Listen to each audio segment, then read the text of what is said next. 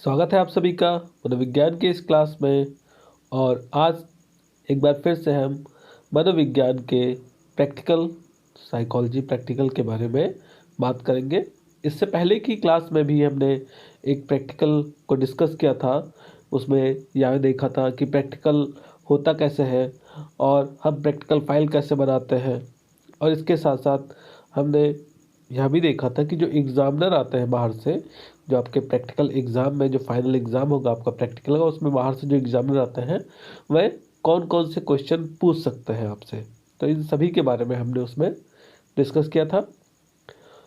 उस वीडियो का लिंक आपको ऊपर आई बटन में मिल जाएगा, वहाँ से आप उसको देख सकते हैं।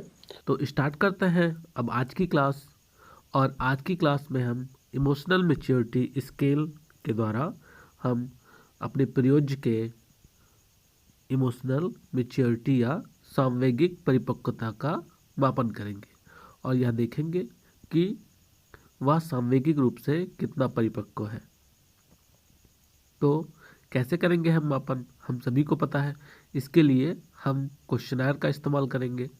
क्वेश्चनर का यूज़ करके हम उसके रिस्पांस को जानेंगे और उन रिस्पांस के आधार पर हम एनालिसिस करेंगे, उसका विश्लेषण करेंगे और फिर जो रिज़ल्ट आएगा उस रिज़ल्ट को हम मैनुअल में जाकर मैच करेंगे और फिर यह देखेंगे कि हमारा जो प्रयोज्य है उसकी सांवेगिक परिपक्वता कितनी है।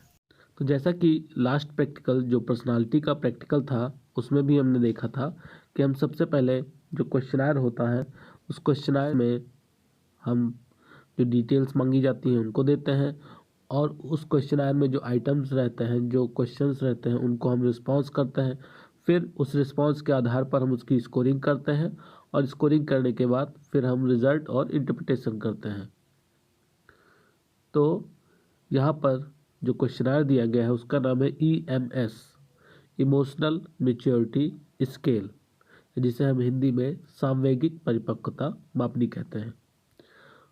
यह बनाया गया डॉक्टर यशवीर सिंह और डॉक्टर महेश भार्गव के द्वारा। ये इम्पॉर्टेंट है कि एग्जामिनर पूछ सकता है कि अगर आपने EMS किया है तो चलिए बताइए कि EMS किसके द्वारा बनाया गया था। तो इसको ज़रूर ध्यान में रखेंगे। फिर यहाँ पर कुछ डिटेल्स दी गई हैं, इसको आप भर देंगे। यहाँ पर नाम, डेट, व्यवसाय, अगर व्यवसाय कुछ करते हैं तो भर देंगे, मासिक आय, ये सारी डिटेल्स यहाँ पर भर देंगे। फिर अगर आप खुद से प्रैक्टिकल कर रहे हैं, आप खुद पर यह परीक्षण कर रहे हैं, तो आप इसको निर्देश को पढ़ेंगे और निर्देश को पूरी तरीके से पढ़ने के बाद ही रिस्पॉन्स करेंगे। और अगर आप खुद से नहीं कर रहे हैं, किसी अन्य व्यक्ति के ऊपर यह परीक्षण कर रहे हैं, तो आप उससे यह कहेंगे कि आप इस निर्देश को पहले पढ़ लें, समझ लें, उसके बाद फिर आप रिस्पॉन्स करें। फिर यहाँ पर एक टेबल दिया गया है, जो हमारा स्कोरिंग करने के बाद रिजल्ट आएगा वो यहाँ पर हम लिखेंगे। लास्ट में यहाँ पर दिया गया है कि यह जो परीक्षण है, जो टेस्ट है, वह किसके द्वारा प्रकाशित किया गया है। नेशनल साइकोलॉजिकल कॉरपोरेशन, जो कि आगरा में स्थित है, उसके द्वारा प्रकाशित किया गया है। अगर आप चाहते हैं कि आप आगे चलकर काउंसलिंग सेंटर खोलें और लोगों की हेल्प करें, इसके साथ साथ टेस्टिंग सेंटर भी खोलें जहां पर आप लोगों के इंटेलिजेंस टेस्ट करें और इमोशनल मैच्योरिटी देखें, उनकी पर्सनालिटी के बारे में जानें, तो इसके लिए आप यहां से टेस्ट मंगवा सकते हैं और उसको यूज़ कर सकते हैं। तो अब हम यहाँ पर क्वेश्चंस को देखते हैं। टोटल इस क्वेश्चनर में 48 क्वेश्चंस हैं। 48 एकांश या आइटम्स कह सकते हैं कि इसमें 48 आइटम्स हैं और इन 48 क्वेश्चंस को 5 एरियाज में डिवाइड किया गया है। जैसे कि आप यहाँ पर देख पा रहे हैं, क्षेत्र का, क्षेत्र खा, ऐसे ही करके क्षेत्र गा, घा, चा, यानी 5 एरियाज में इन्हें डिवाइड किया गया है। अब ये क्यों डिवाइड किया गया है, इससे क्या होगा, ये सब हम स्कोरिंग करते टाइम देखेंगे। अभी हम आते हैं क्वेश्चंस पर और देखते हैं कि इनको कैसे फिल करना है। तो अब यहाँ पर देखें आप कि क्वेश्चंस दिए गए हैं। एक तरफ कुछ कथन दिए गए हैं और दूसरी साइड में उनके कुछ विकल्प दिए गए हैं।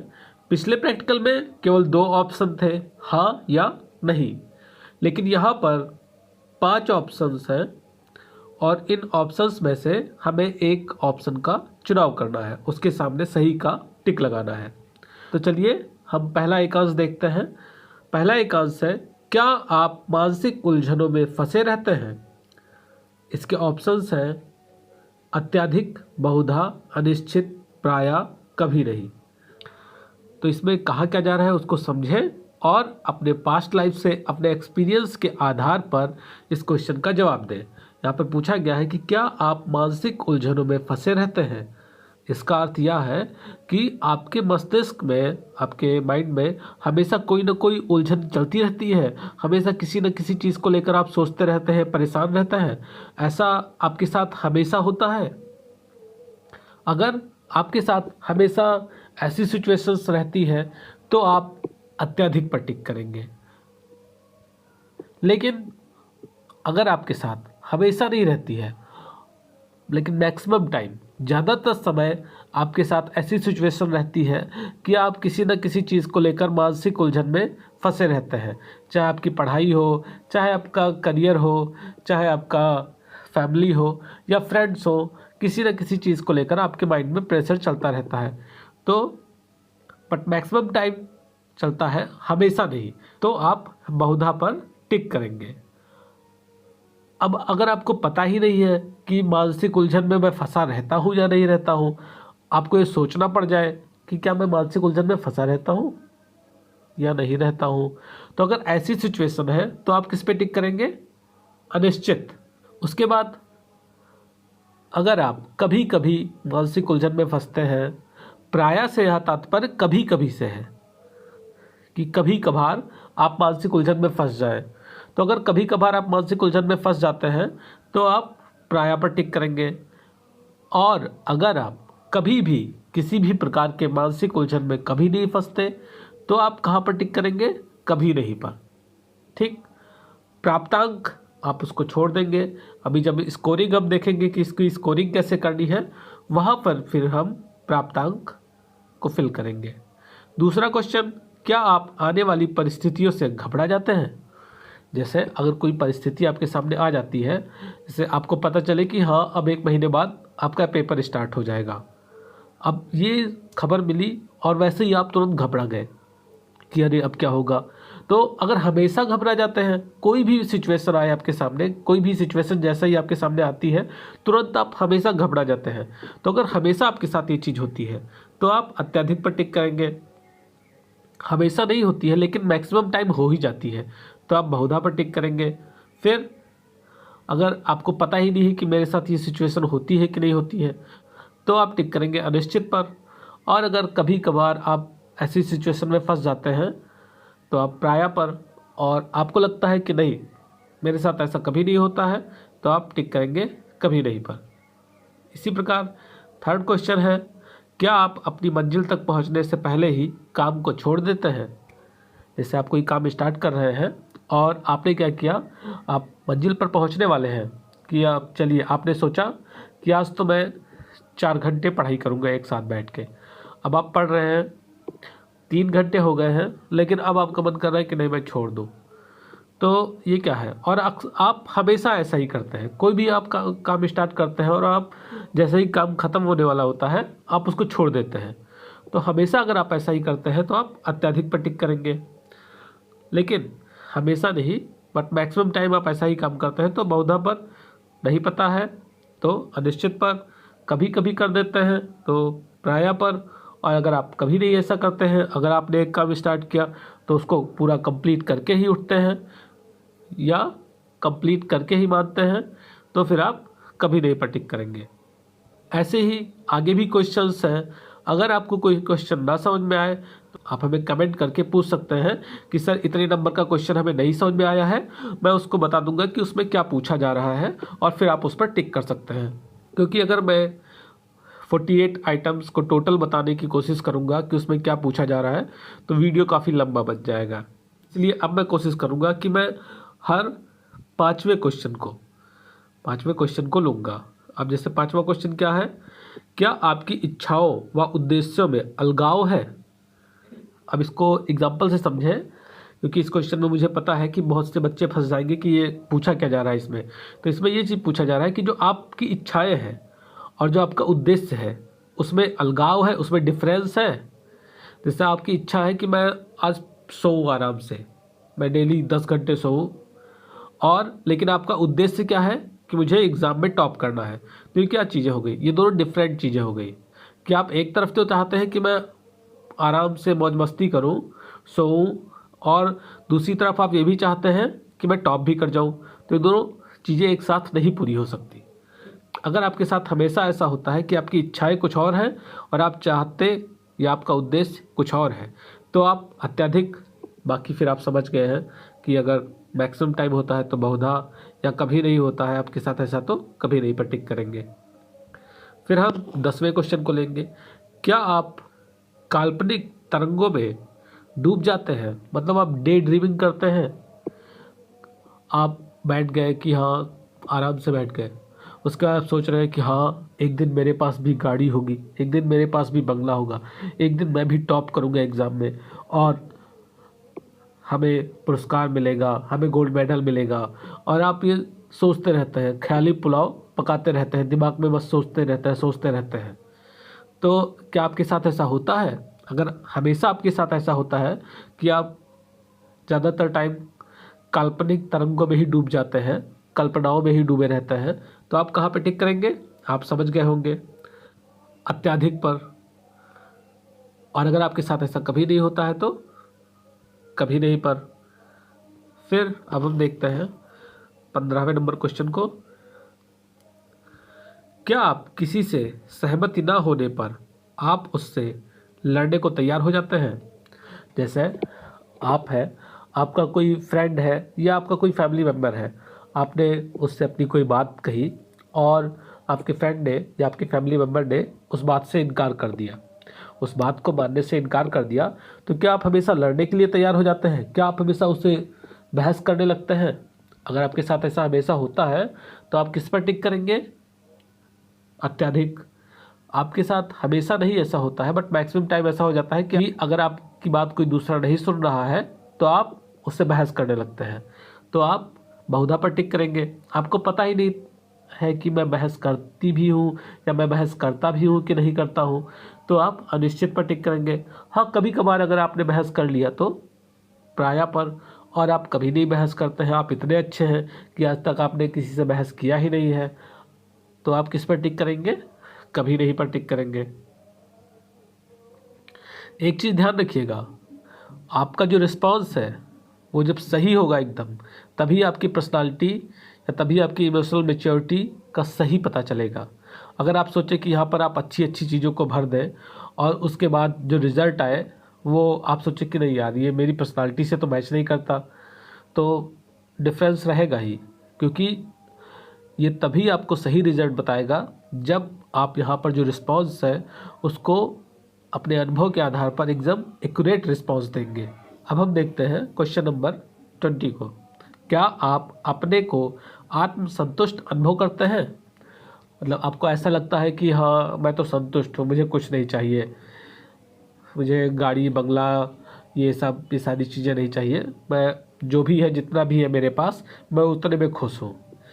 अगर ऐसी फीलिंग आती है आपके अंदर हमेशा, तो आप किस पर? अत्यधिक पर। ज़्यादातर टाइम अगर ऐसी फीलिंग आती है कि हाँ मुझे कुछ नहीं चाहिए, लेकिन कभी कभार मन में से एक इच्छा उठ जाती है कि हाँ मेरे पास भी ये चीज़ होता, मेरे पास भी ये नाम शोहरत भी होती, तो आप कहाँ पर टिक करेंगे? बहुधा पर। लेकिन आपको पता ही नहीं है कि मुझे चाहिए क्या, या मैं आत्मसंतुष्ट हूँ या नहीं हूँ, तो आप अनिश्चित पर।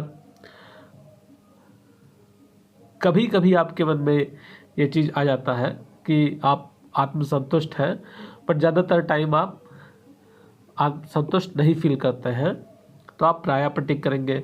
और आपको कभी लगता ही नहीं है कि आप आत्मसंतुष्ट हैं, तो आप कभी नहीं पर टिक करेंगे। इसके बाद क्वेश्चन नंबर 25। क्या आप स्वयं के लिए अपना अधिकांश समय लगाते हैं?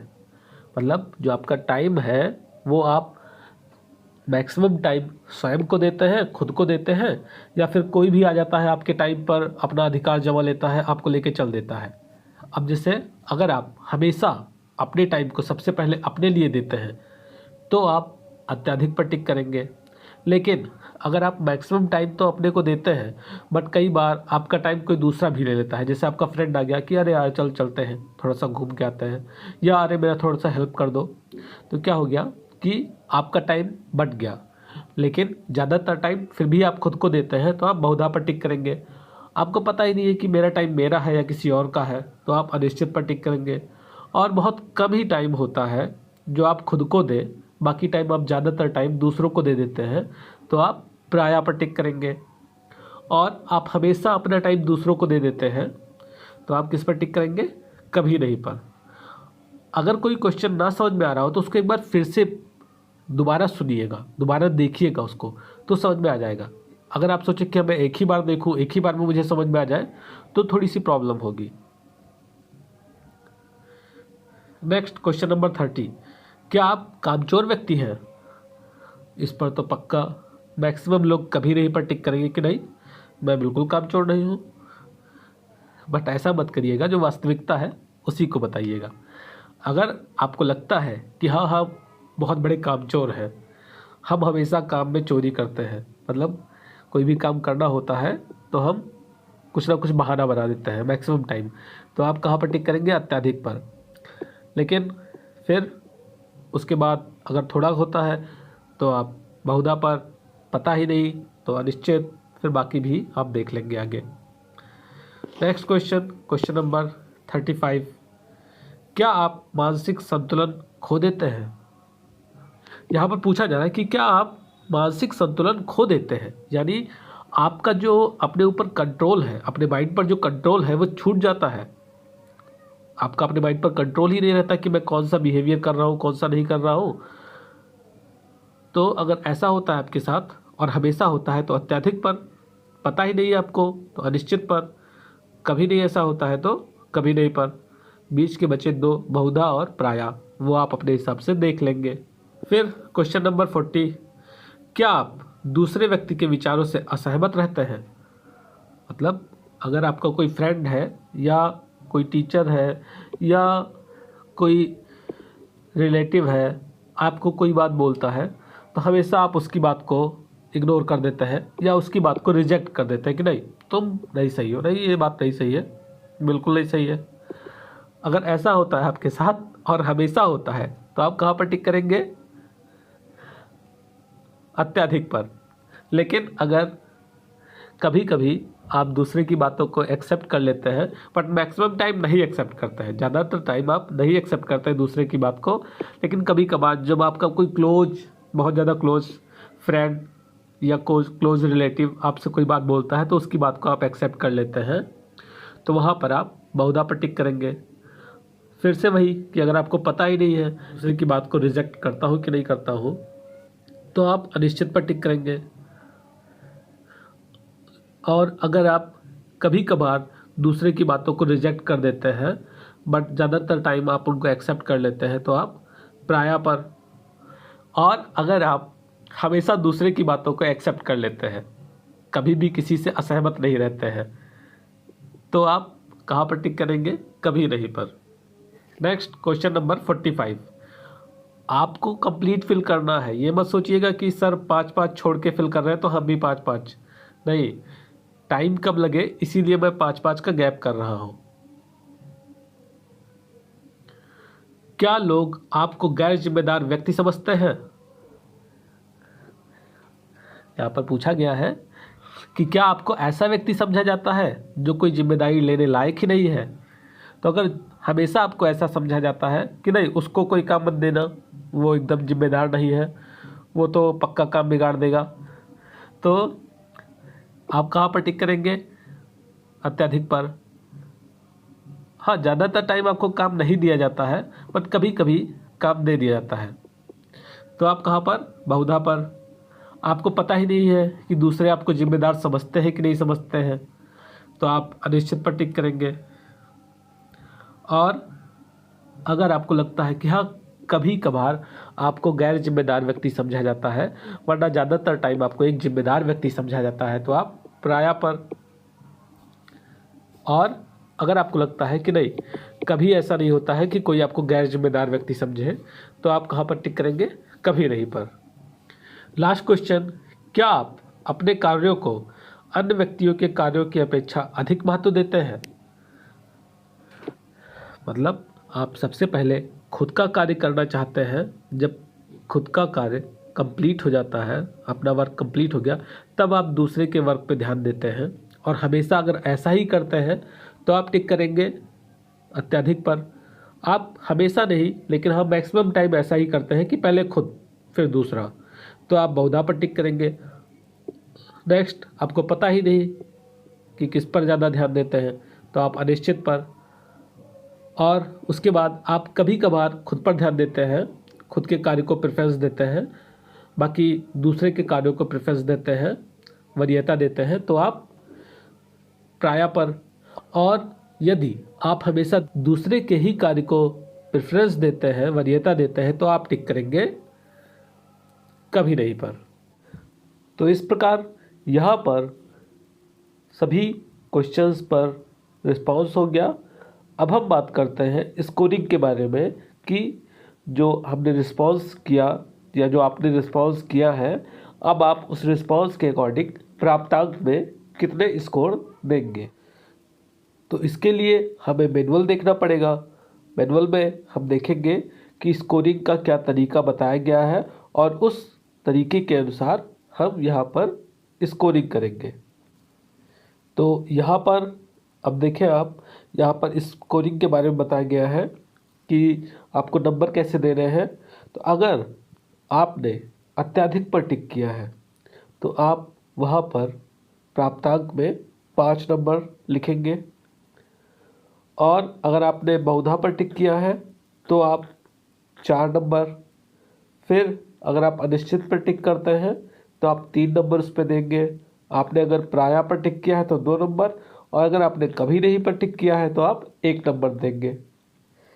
जैसे यहाँ पर देखें आप, यहाँ पर आपको एक एग्जाम्पल के द्वारा समझाया जा रहा है। एक क्वेश्चन आयर जो कि पहले से फिल है, उसको देखें आप।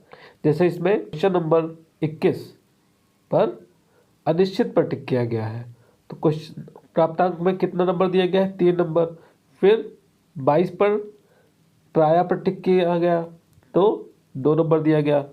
फिर 26वें क्वेश्चन में देखिए बहुधा पर टिक है, तो बहुधा पर टिक है तो 4 नंबर लिखा गया वहाँ पर। 27वें पर देखें कि कभी नहीं पर टिक है तो 1 नंबर लिखेंगे।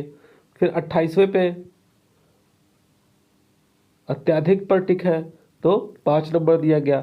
अब जब आप इस प्रकार स्कोरिंग कर लेंगे तो जो क्षेत्र दिए गए हैं, जैसे ये गा क्षेत्र का स्कोर है, तो गा क्षेत्र में आए सभी प्राप्तांकों को आप जोड़कर फिर नीचे लिख लेंगे।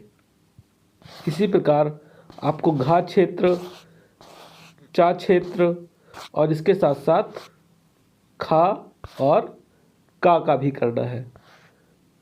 फिर यह करने के बाद आप क्या करेंगे? टोटल स्कोर को आप यहाँ पर लिख देंगे। जैसे यहाँ पर देखें तो जो ये क्वेश्चन आज जिसके द्वारा फिल किया गया है, उसके पहले क्षेत्र में 43 स्कोर है, दूसरे में 46, तीसरे में या गा में 24, घा में 36 और चा में 32। सभी एरियाज़ को मिलाकर जो टोटल स्कोर आ रहा है वह है 181। अब एक बार फिर से हम मैनुअल की सहायता लेंगे और यह देखेंगे कि जो ये टोटल स्कोर आया 181, और आप सभी के जो स्कोर आ रहे हैं उन सभी को हम क्या करेंगे? हम मैनुअल की सहायता से देखेंगे कि उस स्कोर के अकॉर्डिंग जो व्यक्ति है, जो प्रयोज्य है, उसकी सामवेगिक परिपक्वता कितनी है। अब जो भी हमारा स्कोर आया है उस स्कोर को यहाँ पर हम मैच करेंगे कि हमारा स्कोर किस स्कोर से किस स्कोर के बीच में आ रहा है। जैसे अगर जो स्कोर है वह 50 से 80 के बीच में आ रहा है, तो इसका तात्पर्य यह हुआ कि हमारा प्रयोज्य सामवेगिक रूप से अत्यधिक परिपक्व है, वह एक्सट्रीमली इमोशनली मैच्योर है। और अगर स्कोर 81 से 88 के बीच में आ रहा है तो इसका तात्पर्य है कि प्रयोज्य की सांवेगिक स्थिरता ना ही बहुत अधिक है और ना ही बहुत कम है। हम कह सकते हैं कि वह एवरेज लेवल की है, या जिसे यहाँ पर बताया गया है कि मॉडरेट इमोशनली मैच्योर। उसके बाद अगर स्कोर 89 से 106 आ रहा है तो इसका पर यह हुआ कि जो व्यक्ति है वह इमोशनली इमेच्योर है, वह सांवेगिक रूप से अपरिपक्व है। और अगर स्कोर 107 से 240 के बीच में आता है तो हम कह सकते हैं कि प्रयोज्य एक्सट्रीमली इमोशनली इमेच्योर या अत्यधिक सांवेगिक अपरिपक्व है। मतलब सांवेगिक रूप से वह बहुत ही ज़्यादा अपरिपक्व है, उसके अंदर सांवेगिक परिपक्वता ना के बराबर है। तो अब आप सभी अपना स्कोर, जो भी आपका स्कोर आया है, उस स्कोर को यहाँ से मैच करके और उसके बाद जो रिज़ल्ट आया उसे एक बार फिर से प्रश्नावली पर पहुँचते हैं और वहाँ पर लिखते हैं। तो एक बार फिर से हम यहाँ पर जो चार्ट है, जो तालिका है, उसमें देख रहे हैं कि पूरे स्कोर लिख दिए गए, हर एरियाज़ के स्कोर यहाँ पर लिख दिए गए हैं और उसके बाद जो टोटल स्कोर आया उसको भी लिख दिया गया। अब टोटल स्कोर को हमने क्या किया, मैनुअल में जाकर मैच किया, तो वहाँ पर जो हमारा स्कोर है वो किसके अंतर्गत आया, वह आया एक्सट्रीमली इमोशनली इमेच्योर। यानी जिस प्रयोज्य ने ये क्वेश्चनायर फिल किया है वह सांवेगिक रूप से अत्यधिक अपरिपक्व है, या दूसरे शब्दों में हम कह सकते हैं कि उसके अंदर सांवेगिक परिपक्वता ना के बराबर है। अब आप सभी भी इसी प्रकार अपने अपने जो स्कोर है और उस स्कोर के आधार पर आपका जो रिजल्ट आया वो यहाँ पर लिख लेंगे। अब हम बात करते हैं एरियाज़ की, जो मैंने पहले आपको बताया था कि मैं लास्ट में बताऊंगा कि का, खा, गा, घा, ये 5 पार्ट में डिवाइड क्यों किया गया है। तो इन 5 पार्ट्स के द्वारा, ये 5 एरिया के द्वारा हमारे 5 क्वालिटीज़ के बारे में पता चलता है। सांवेगिक परिपक्वता से संबंधित 5 गुणों के बारे में पता चलता है। अब वह गुण कौन से हैं देखते हैं उनको भी। तो आप सभी यहाँ पर देखें, अब यहाँ पर जो पहला एरिया है, जो का है, वो किससे संबंधित है, इमोशनल स्टेबिलिटी से, सांवेगिक स्थिरता से। जो पहले एरिया का स्कोर है उसके आधार पर हम सांवेगिक स्थिरता देखेंगे। फिर दूसरा जो एरिया है वह संबंधित है सांवेगिक प्रगति या इमोशनल प्रोग्रेशन से। गा सोशल एडजस्टमेंट या सामाजिक समायोजन से संबंधित है। घा संबंधित है पर्सनालिटी इंटीग्रेशन या व्यक्तित्व एकीकरण से। और लास्ट चा संबंधित है इंडिपेंडेंस या अनाश्रित से। अब जो हम प्रैक्टिकल लिखेंगे और उस प्रैक्टिकल में जो हम विवेचना लिखेंगे, जो इंटरप्रिटेशन लिखेंगे, वह इन 5 गुणों के आधार पर लिखेंगे। तो अब हम चलते हैं प्रैक्टिकल फाइल की तरफ और देखते हैं कि प्रैक्टिकल फाइल में हमें क्या लिखना है और कैसे लिखना है। तो सबसे पहले आप लोग हेडिंग डाल लेंगे सांवेगिक परिपक्वता मापनी या इमोशनल मैच्योरिटी स्केल। उसके बाद जैसा पिछला प्रैक्टिकल में हमने किया था कि जो प्रैक्टिकल है, जिस टॉपिक पर हम प्रैक्टिकल कर रहे हैं उस टॉपिक के बारे में एक परिचय देना। तो यहाँ पर हम प्रैक्टिकल कर रहे हैं सांवेगिक परिपक्वता के बारे में।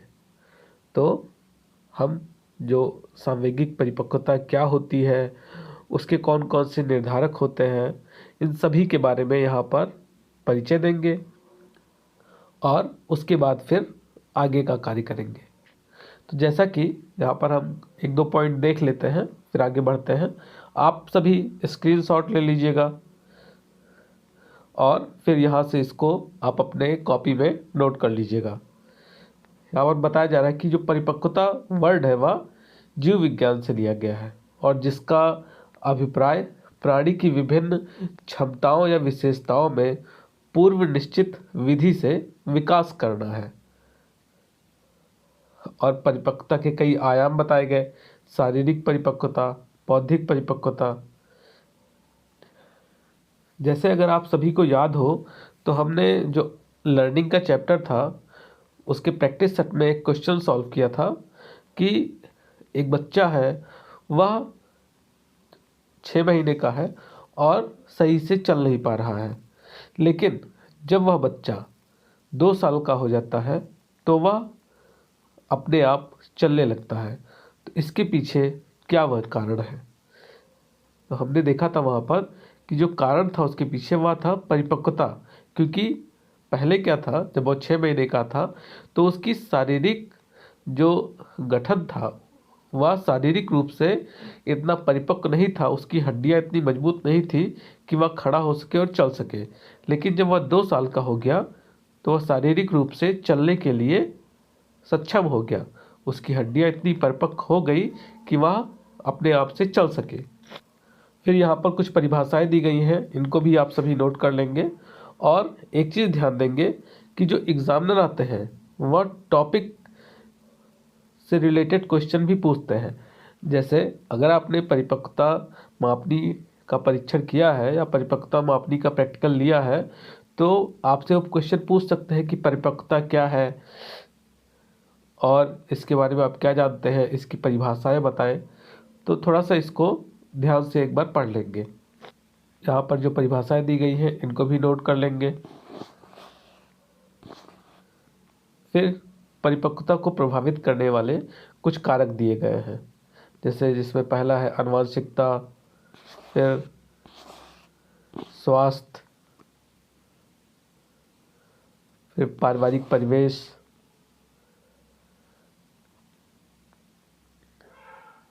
तो ये तो हो गया इंट्रोडक्शन का पार्ट। अब उद्देश्य से हमारा प्रैक्टिकल स्टार्ट होता है। मतलब प्रैक्टिकल फाइल में तो आपको इंट्रोडक्शन भी लिखना है, लेकिन जब आपका फाइनल एग्ज़ाम होगा, प्रैक्टिकल एग्ज़ाम जब आपकी डेट आएगी, एग्जामिनर आएंगे, तब आप इंट्रोडक्शन नहीं लिखेंगे। तब आप कहाँ से स्टार्ट करेंगे लिखना? सबसे पहले आप उद्देश्य से लिखेंगे और उद्देश्य से ही लिखना प्रारंभ करेंगे। तो हमारा उद्देश्य क्या है कि परीक्षार्थी या जो प्रयोज्य है उसकी सांवेगिक परिपक्वता का मापन करना। अब जो क्वेश्चनायर आपने फिल किया, जो क्वेश्चनायर अभी आपने भरा, उस क्वेश्चनायर को क्या करेंगे, जो आप प्रैक्टिकल फाइल बना रहे हैं उसमें एक तरफ तो ये लाइनें हैं, दूसरी तरफ जो ब्लैंक पेज है, जो सादा पेज है, वहाँ पर आप इस प्रकार चिपका देंगे, उसको चस्पा कर देंगे या उसको पिनअप कर देंगे, जिससे उसके सभी पेज खुल सके और उसको देखा जा सके। क्योंकि वो प्रैक्टिकल क्वेश्चनायर आपका प्रैक्टिकल फाइल से लगा होना चाहिए। तो इसके बाद अब हम परीक्षण संचालन को लिखेंगे और उसमें हमारा पहला हेडिंग होगा प्रयोज्य परिचय। आप सभी जान ही गए होंगे, लास्ट टाइम आप लोग कर चुके हैं। प्रयोज्य परिचय हमने दे दिया क्वेश्चनायर के फर्स्ट पेज पे ही। फिर परीक्षण सामग्री, हमें पता है कि हमने क्वेश्चनायर जो मापनी है उसको यूज किया है और वह किसके द्वारा बनाया गया है? डॉक्टर यशवीर सिंह और महेश भार्गव के द्वारा बनाया गया है। इसके साथ साथ हमें किसकी आवश्यकता पड़ेगी? पेंसिल या पेन और मैनुअल, जिसे हम हिंदी में निर्देशिका कहते हैं, और इसके साथ साथ कागज़ की। फिर जो प्रैक्टिकल है उसकी प्रारंभिक अवस्था क्या होगी कि हम किसी व्यक्ति को इसके ऊपर हम यह परीक्षण कर रहे हैं उसको हम प्रयोगशाला में लाते हैं, जो हमारा मनोविज्ञान विभाग का लैब है उसके अंदर लाते हैं, उसको वहाँ पर बिठाते हैं और फिर उसके सामने टेबल पर हम परीक्षण सामग्री रखते हैं और उसे आवश्यक निर्देश देते हैं। इसके बाद उसे बताया जाता है कि यहाँ पर जो भी आप जानकारी देंगे वह गोपनीय रखा जाएगा, आप तक सीमित रखा जाएगा और आप निश्चिंत होकर अपने रिस्पॉन्स दें और उसे जो प्रश्नावली है वहाँ पर जो निर्देश दिए गए हैं उनको पढ़ने के लिए कहा जाएगा। फिर वह सभी क्वेश्चंस को, सभी एकांशों को पढ़कर अपना रिस्पॉन्स देता है और देन ऐसे ही बॉक्स बनाकर आप पूरे जो स्कोर आए हुए हैं उनको भी लिख लेंगे। अब आता है इस प्रैक्टिकल का सबसे मेन पार्ट, विवेचना। तो मैं यहाँ पर सामवेगिक रूप से परिपक्व और सामवेगिक रूप से अपरिपक्व विवेचनाओं को एक साथ बताता चलूँगा। तो जैसा कि हमने कहा था कि हम विवेचना को पांचों डायमेंशन, जो 5 एरियाज थे, उनमें डिवाइड करके लिखेंगे। तो सबसे पहला जो एरिया है वह है सामवेगिक स्थिरता, इमोशनल स्टेबिलिटी, और इसको लिखेंगे इस प्रकार कि निर्देशिका यानी मैनुअल के अनुसार यह पता चलता है कि प्रयोज्य की जो सामवेगिक स्थिति है या जो सामवेगिक स्थिरता है वह काफ़ी निम्न स्तर की है, अर्थात प्रयोज्य की मनोदशा में तीव्र गति से परिवर्तन होते रहते हैं। वह अगर अभी खुश है तो अगले पल वह दुखी हो जाएगा या उदास हो जाएगा, फिर अगले पल हो सकता है वह उत्तेजित हो जाए, उछल कूद करने लगे। तो उसकी मनोदशा में बहुत ही जल्दी परिवर्तन होते रहते हैं। और इसके साथ साथ जो प्रयोज्य है उसके स्कोर के आधार पर हम यह भी कह सकते हैं कि वह एक विचार पर बहुत ही देर तक कायम नहीं रह पाता, जल्दी ही एक विचार से वह दूसरे विचार पर जाता रहता है, यानी उसके विचार बदलते रहते हैं। और जो व्यक्ति सामवेगिक रूप से परिपक्व होंगे, जिनका स्कोर सामवेगिक परिपक्वता के अंतर्गत आता है कि वह सामवेगिक रूप से बहुत ही ज़्यादा परिपक्व है, तो ऐसे व्यक्ति के मनोदशा क्या होगी, वह स्थिर होगी। मनोदशा में इतनी जल्दी बदलाव नहीं आएंगे और उनके विचारों में भी स्थिरता देखी जाएगी। वह एक विचार पर टिके रहेंगे, जल्दी उनके विचार में परिवर्तन नहीं आएगा। नेक्स्ट हम देखते हैं दूसरे एरिया के बारे में, जो कि है सामवेगिक प्रगति, इमोशनल प्रोग्रेशन। तो अगर प्रयोज्य सामवेगिक रूप से बहुत ही ज़्यादा अपरिपक्व है तो उसकी जो सामवेगिक प्रगति है, सामवेगिक परिपक्वता की जो प्रगति है वह बढ़ते हुए क्रम में नहीं होगी, वह घटते हुए क्रम में होगी। जैसे हम धीरे धीरे जैसे जैसे हम बढ़ते हैं तो हमारी सामवेगिक परिपक्वता भी हमारी एज के साथ बढ़ती है। लेकिन अगर कोई व्यक्ति ऐसा है जो इमोशनली इमेच्योर है बहुत ही ज़्यादा, तो क्या होगा कि उसकी सामवेगिक परिपक्वता बढ़ने की बजाय घटती जाएगी। और अगर कोई व्यक्ति सामवेगिक रूप से बहुत ही ज़्यादा परिपक्व है तो उसकी जो सामवेगिक प्रगति है वह धीरे धीरे बढ़ती जाएगी। तो दोनों चीज़ें आप समझ गए ना। अगर आपका स्कोर सामवेगिक परिपक्वता में आता है तो क्या लिखना है, और अगर आपका स्कोर सामवेगिक रूप से अपरिपक्व के अंतर्गत आ रहा है तो क्या लिखना है। थर्ड पॉइंट, सामाजिक सामंजस्य, सोशल एडजस्टमेंट। जो मैनुअल है उसके आधार पर हमें यह भी पता चल रहा है कि जो प्रयोज्य जिसका स्कोर 181 आया था वह सामाजिक रूप से अपने आप को समाज के साथ अनुकूलित नहीं कर पाता है। जो व्यक्ति इमोशनली इमेच्योर होता है वह अपने आप को समाज में समायोजित नहीं कर पाता है, वह समाज से बचता है, सोशल गैदरिंग से बचता है और उसके अंदर सामाजिक सामंजस्यता की कमी पाई जाती है। जबकि ऐसे व्यक्ति जो इमोशनली मैच्योर होते हैं, सामवेगिक रूप से परिपक्व होते हैं, ऐसे व्यक्ति सामाजिक सामंजस्यता का गुण प्रदर्शित करते हैं। उनके अंदर सामाजिक सामंजस्यता का गुण पाया जाता है और वह आसानी से किसी भी समाज में सामंजस्य स्थापित कर लेते हैं। नेक्स्ट, व्यक्तित्व एकीकरण। एक बार फिर से हम स्टार्टिंग लाइन वही लिखेंगे कि प्राप्तांकों के आधार पर यह देखा गया कि प्रयोज्य स्वयं को हीन भावना से ग्रसित पाता है।